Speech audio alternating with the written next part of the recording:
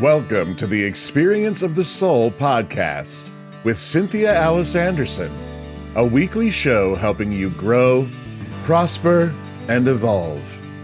Today, episode 307, Okay, but what are you thinking about it? And now, Experience of the Soul.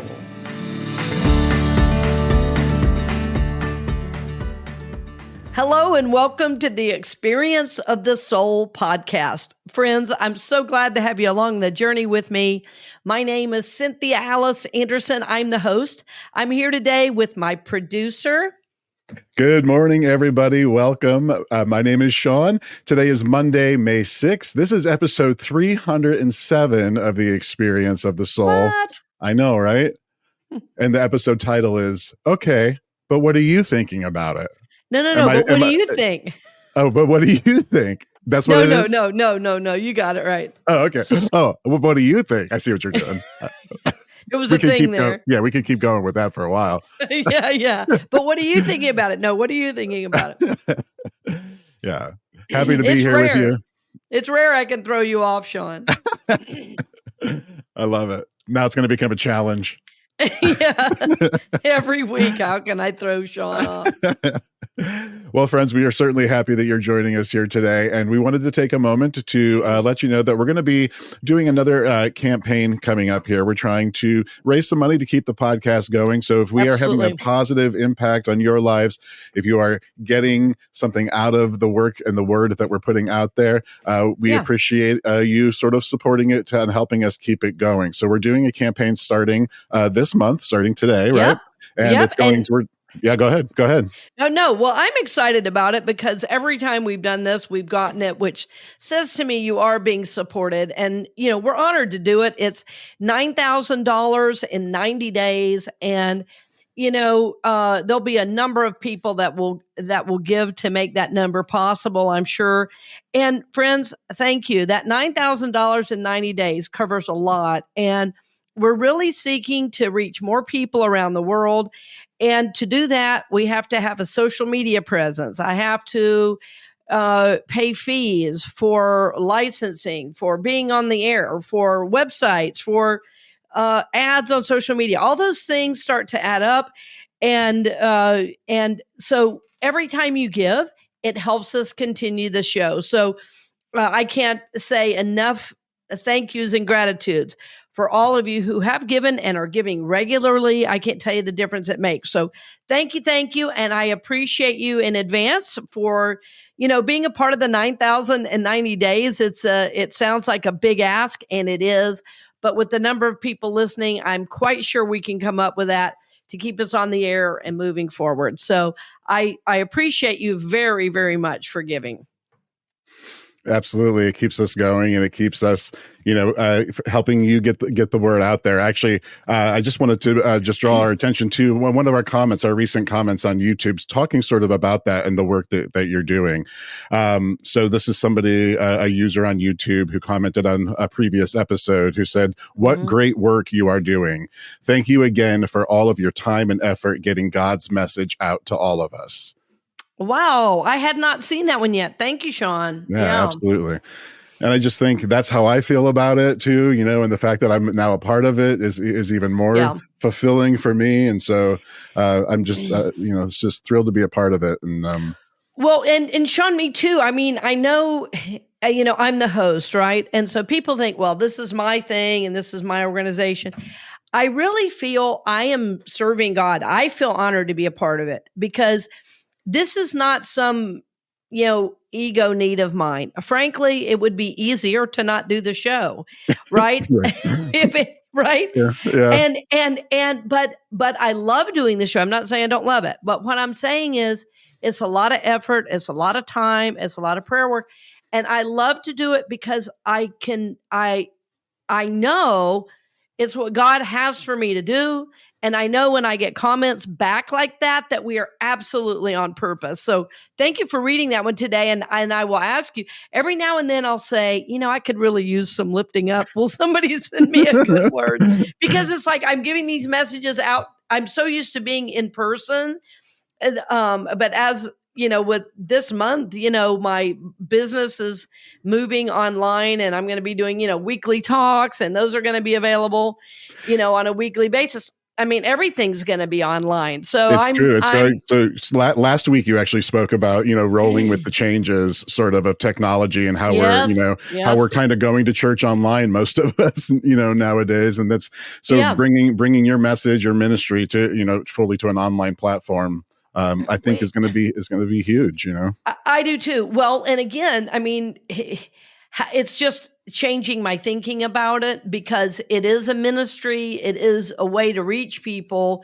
And, I am a product of my generation, like anyone is. And to grow, in this area is a stretch, but I know it's mine to do. And it's exactly, the topic for today. So give us the title one more time, because I know it's a funny one to say.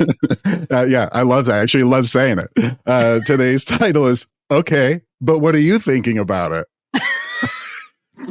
Okay, and here's why I said that, because that's exactly how I talk. I go, okay, so right. this happened. That's how I hear it in your voice. Okay, like, okay, but what do you think? But what are you thinking about it?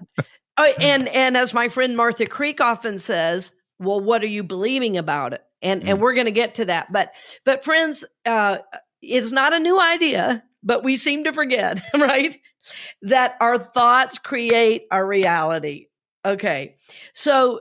And in a world that is bent on, feeding us messages about how bad everything is, how bad we are, and everything else, it is our thoughts that make it so.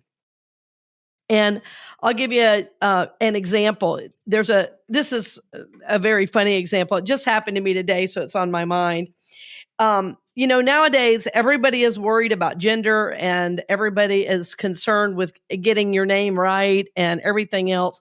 And I'm not saying that's right. I'm not saying it's wrong. I'm just saying I think our attention is at times in the wrong place, and that owning our own power, no matter what people say or do, is super important.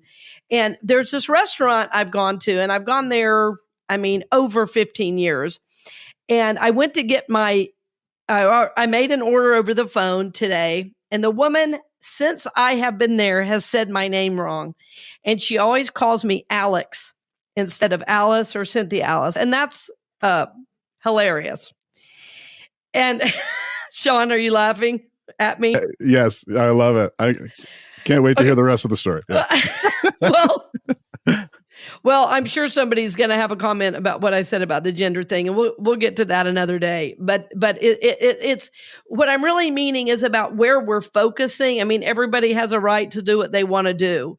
But my point is, sometimes we get so bent on what other people are doing, either around us or to us, instead of owning our own power, our own authority, our own selves.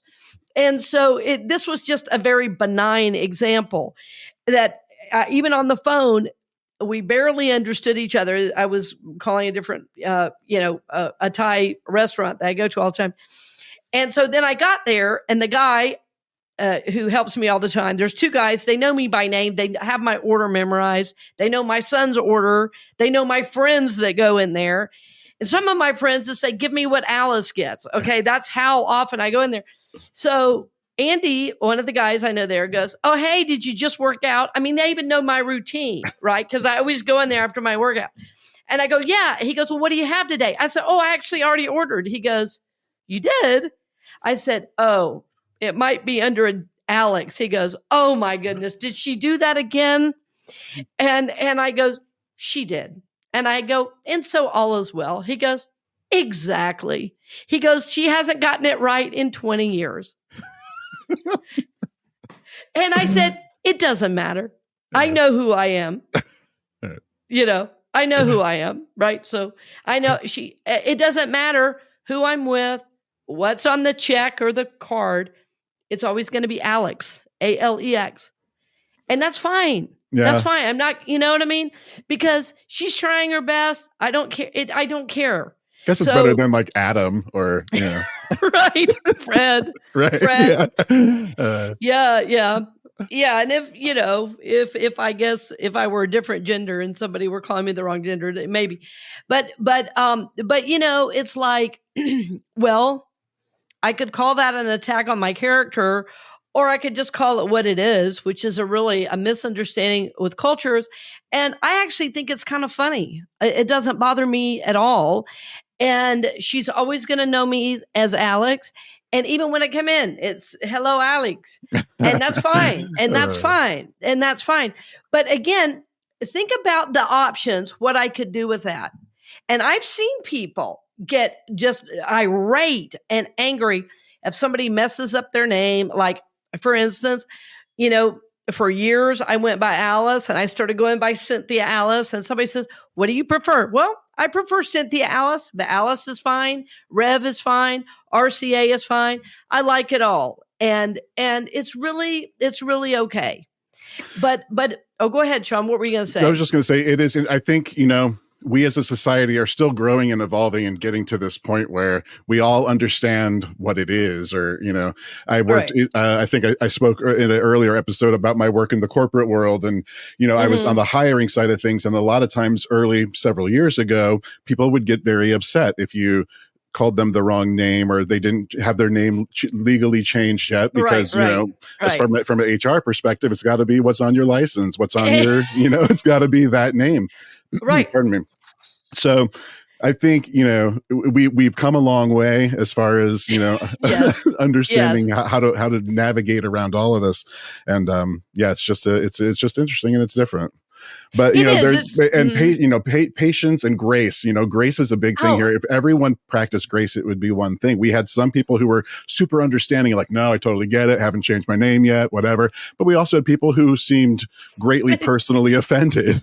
Right. And I think about that again. It's our thoughts that make it so.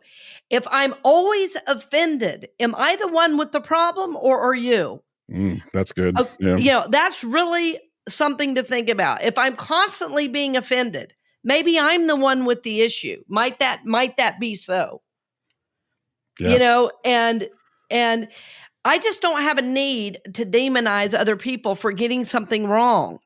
And so again, it's not just about that, because this is I kind of opened up a larger issue that I don't want to go into really in this show, but I want to think about what, our thoughts. Our thoughts create our reality. And again, I always bring up what's happening in the world. Well, the world says get mad about everything, demonize other people. It's us versus them. Our whole political system is built basically on this idea. It's let's get whites hating blacks and blacks hating whites. Let's get Democrats hating Republicans. It's our thoughts about it that make it so. Our thoughts about it make it so. And so it's so important to think about, okay, where is my focus? Our thoughts create our reality. Now, there's going to be somebody out there, and I love that person out there that says, yes, but aren't there negative things happening in the world? Absolutely. I'm going to do a show later called The Problem of Evil. Yes, there is evil in the world. There most definitely is. That said, how am I viewing it? What is the lens I'm looking through? How do I understand it? What is the story I am telling myself about it? And there's a great book by Byron Katie called Loving What Is. If you've never read that book, I want to highly, highly encourage it. And Sean, if you don't mind, I'd love for you to put that in the show notes, Loving What Is by Byron Katie. Absolutely. You can also watch some of her videos online as well.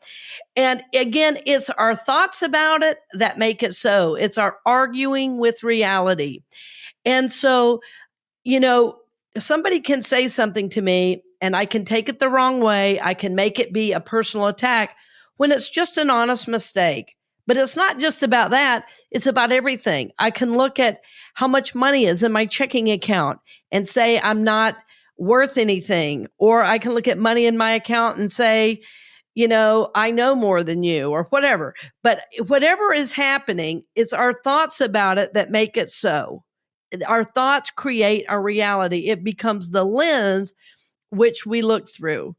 And so, spiritually, religiously, psychologically, all of these things impact our mindset. So, much of what I teach really is about shifting mindset. I had somebody call me one time a thought coach. And I like that idea because it's how we think about something really, really matters. And it's not just our thinking, though. It is our thinking, and even deeper than that, our believing.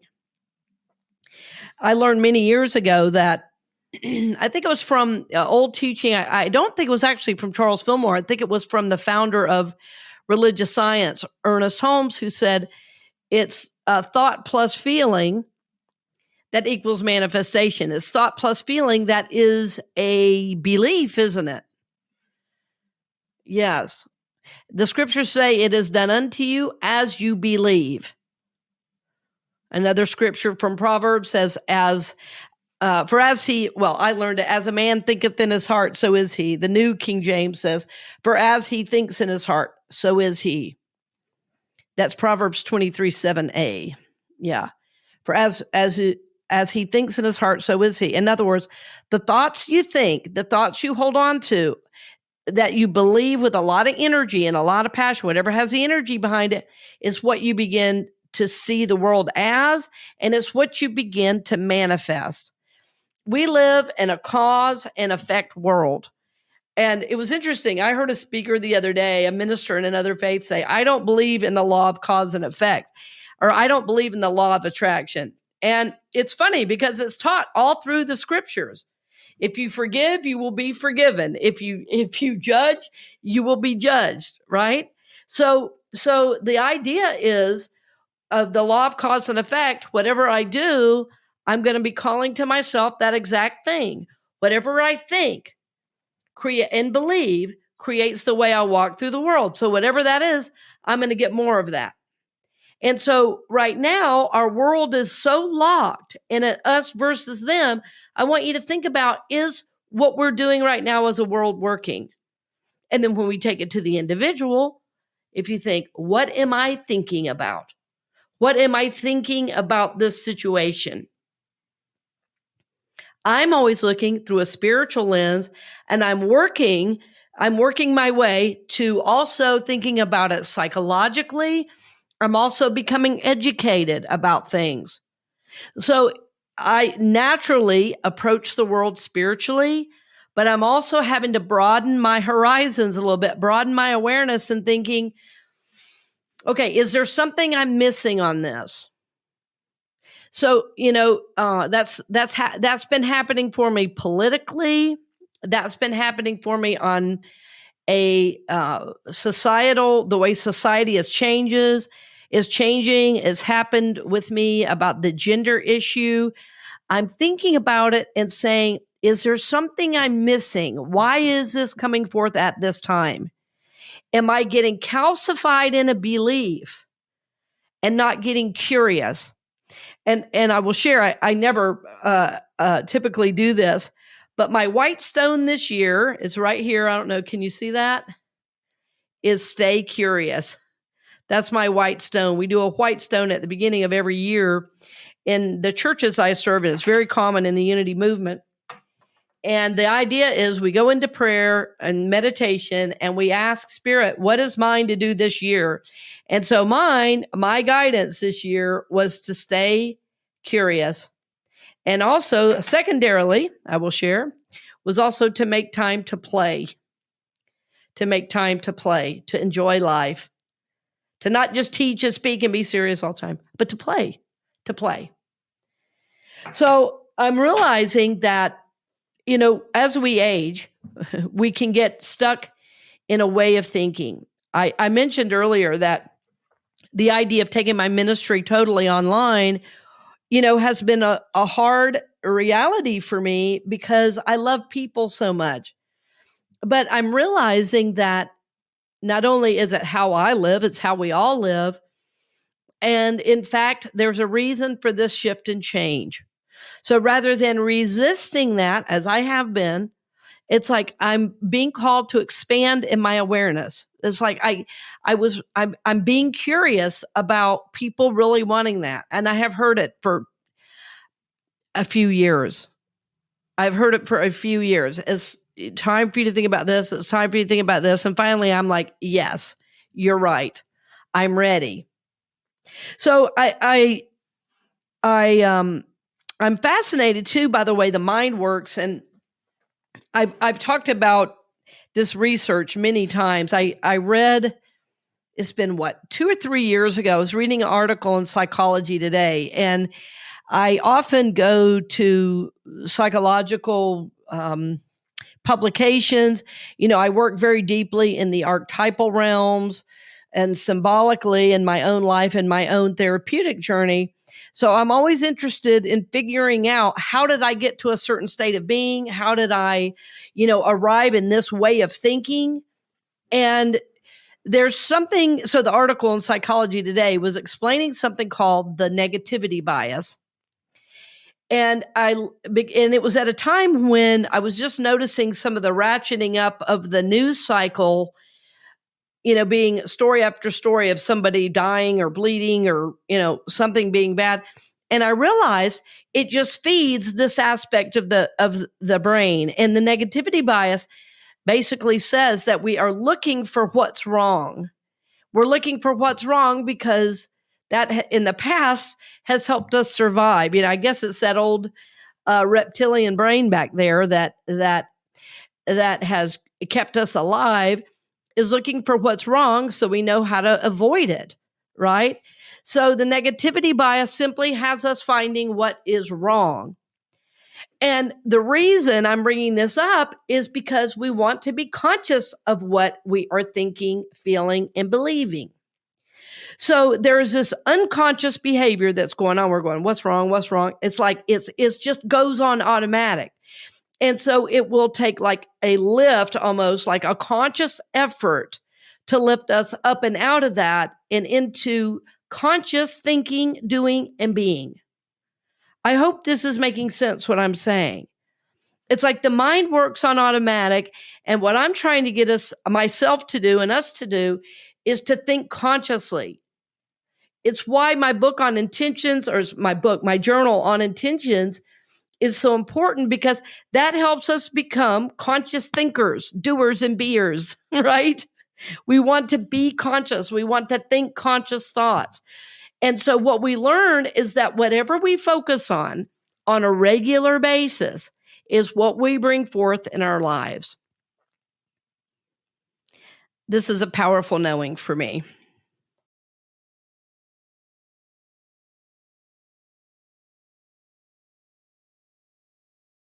It's the inner work. It's the inner work that we're being called to do. In a world where it is commonplace to notice the bad, okay? Now think about that. In a world where it's commonplace to notice the bad, it takes a great deal of spiritual commitment and fortitude to notice the good, to do the inner work, and call forth this good in our lives and our world. But I want you to just let yourself imagine with me, what if the teachers of the world, the business people of the world, the leaders, our police officers, our mayors, our governors, our presidents, realized that our thoughts were things, that our thoughts were creating our reality, and that in their leadership, they began to be conscious thinkers, doers, and beers. I know that's not really a word, beers, but think about that. What would your life be like if you began to be conscious of what you were thinking and believing?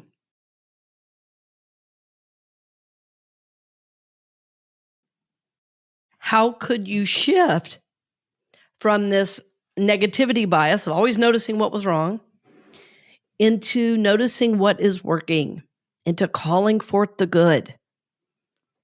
And the interesting thing is that when we start noticing the good, and we focus on the good, and for me, that takes me right to gratitude, well, then that's going to keep us in the flow of good, in the flow of gratitude, in the flow of things flowing to us and then through us back out as a blessing to the world. So this is my hope. This is my prayer for my life and for my world.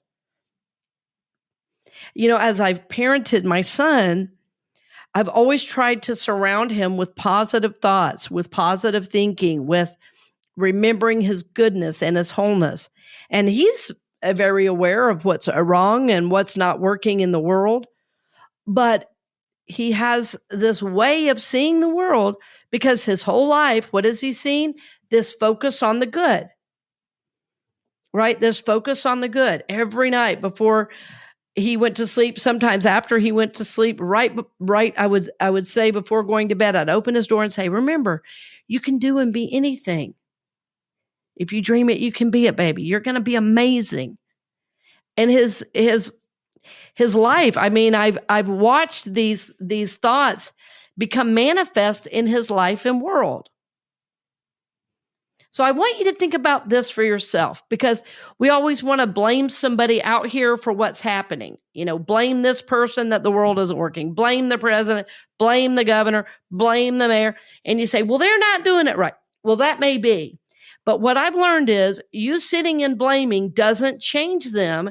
It keeps you stuck at the same energetic level as other people are doing the wrong. It absolutely does. I was listening to Richard Rohr the other day in my study of the Enneagram.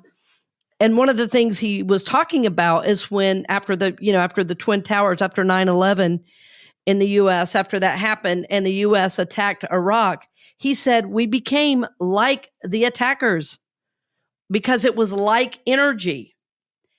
I've talked to soldiers, men and women who fought in Iraq, and they told me the same thing. They said, we became the terrorists that day. So what I'm saying is, there are things wrong in the world, most definitely. There is evil in the world, most definitely. If all I'm doing, though, is focusing on what's wrong and saying how wrong they are, I start to unite with that energy, and I start to, in my rejection of it, I become it. It's like I can't remember who I heard say this a million years ago, or I doubt it was my original statement. It may have been, but it was a time where there was some kind of protest going on. And I said, I will always demonstrate for peace, but I will never demonstrate as anti-war. It's like, if you're anti-war, if I'm anti-war, I'm willing to hit you over the head with my peace sign. It's like I'm fighting you. There's a whole new level, friends, that some of us forget to go to that is above this place that our society seems to be locked in. And so it starts with, what am I thinking about it? What am I thinking about it? What am I thinking? What am I believing? It's like, stay curious about your own thoughts. It's like, let me give you another, for instance. Let's say something happens and your first reaction is, this is so bad. Like, you lose a job. Losing that job could be the best thing that ever happened to you, but it is what you're thinking about it that makes it so. It's like, okay, good. You're going to say good when you lose a job? Yes. Okay, good. I don't know what this means, but good. Good. Because it is our thoughts about it that makes it so. And if something happens and there's a loss, there's something we can't explain, I'm going to find the blessing in it. I have a statement I'm fond of saying, that's how I roll. I'm going to try to find the blessing in whatever is happening. And I am going to bless. I'm going to do a whole show, by the way, about that later on. But I want you to stay curious in your thoughts about things. What am I believing about it? About your kids, about your relationship, about your job? What am I believing about it? It's like, my job's hard. I want to leave. Okay. But what are you thinking about it? Now, maybe you need to leave, but let's stop. Let's pause. And let's see, is there a lesson to be learned here before you leave? Because if you jump before you get the lesson, you're going to find it in the next job and the next job and the next job. See, it's like, okay, but what are you thinking about it? Don't believe every thought you think. Okay? Say that with me. Don't believe every thought I think. Don't believe every thought I think. Right? It's not the thought that's the problem. It's the attachment to our thinking. Don't believe every thought you think. And thank goodness, friends, that every thought we think doesn't instantly manifest. Thank goodness. Thank goodness. Every thought doesn't instantly manifest. But thoughts we think over time do manifest. Thoughts we think over time do manifest. So if there is the law of cause and effect, then there is grace in the law. Most definitely, grace is inherent in the law. That's what I mean. Not every thought we think immediately manifests, but if we think a kind of thought over time, and that becomes a way of doing and being, it becomes the feeling tone of our life. So thoughts held in mind over time will manifest. In Unity, we often call that the law of mind action, and people have this cute little rhyme. They say thoughts held in mind reproduce after their kind. Thoughts held in mind reproduce after their kind. But it's not just thoughts, it's thoughts and feeling. So it's a very simple thing. I'm working on a book, and I don't know why this book has not moved forward. And I'm not overthinking it. I just write when I have time. But in the introduction part of the book, I've been, talking about every great adventure, every great plan, every discovery has begun in thought. Every one. Everything that you're seeking to do, be, or know begins in thought. So when something happens and you have a reaction, I want you to say, okay, but what am I thinking about it? Am I making this good or bad? Am I making this right or wrong? Let me sit with this and see what this situation is trying to show me. You might need a session with me about it or with a therapist about it. What I do is not therapy, it's spiritual counseling. But, I help you see what might be the spiritual reason this is coming forward for you right now. And what I want to help you do is get out of the reactive negativity bias and move into this higher way of looking at things from the place of the soul. And so you're really moving into the observer self more and more and more as we're talking through these things. You'll notice I keep bringing up the observer self. And even today in my own work, it was really interesting because I was doing my deep breaths, and it was really interesting. I noticed I was trying to take deep breaths, and my mind kept wanting to hijack my process about you need to do this, you need to do that. Even though I've meditated for years, that still happens some. Of course, it happens to everybody. And so anyway, or I think it does anyway, it still happens to me. And I was sitting there, my mind started to go, and I said, wait a minute. I'm in my mind and I'm trying to meditate. And I said, I need to call on my observer self. And as soon as I said that, I immediately saw myself. And I was sitting on the edge of the chair like I was ready to jump up and do something. So as I was able to observe my own behavior, I was able to take like 2 or 3 really deep breaths, sit back in the chair. I crossed my legs and was able to relax. And I did another like 30 deep breaths, which was wonderful. It got me right back to center. So friends, I want to help you move out of this, always noticing what is wrong, always in constant judgment. We want to stop that thought process.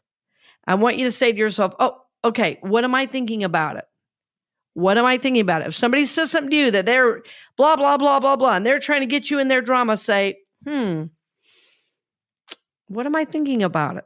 Don't get sucked into that energy so quickly.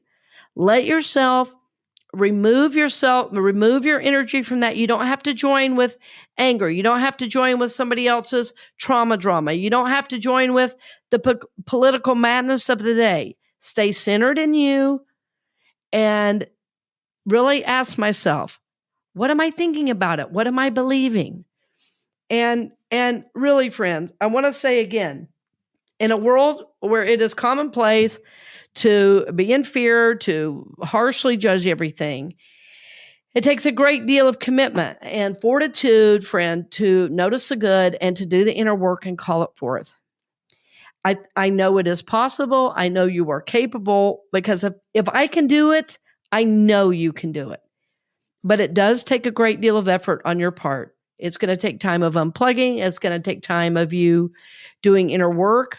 You might do it right before bed. You might do it right when you get up in the morning. Whatever it is, make time to do it. The scriptures say, for as a man thinketh in his heart, so is he. Or, what was the other verse? I'm spacing on it now, friends. But you get the idea, right?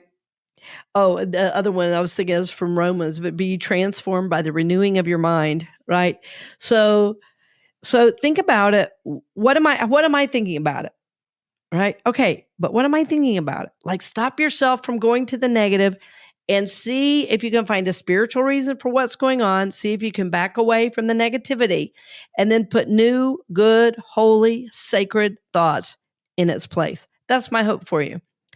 Because as you do that, you will bring more good, more love, more abundance, more wholeness, more healing into your life and into the world. And friends, our world needs your light and your healing right now. I need it. I need it for myself. I need it for my family. And I want to be the best mom, the best teacher, the best minister, the best podcast host I can be. How I do that is by trying to live to the best of my ability these spiritual practices. And this is my hope for you as well. Thank you for joining me today, dear friends, and blessings on the journey.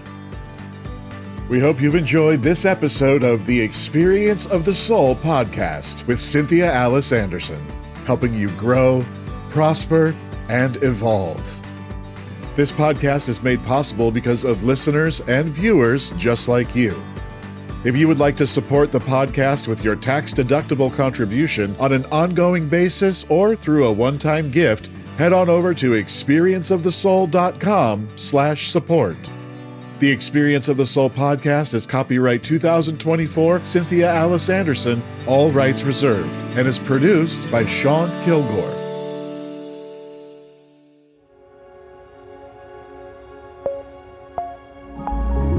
A production of the Soulworks Group, Incorporated.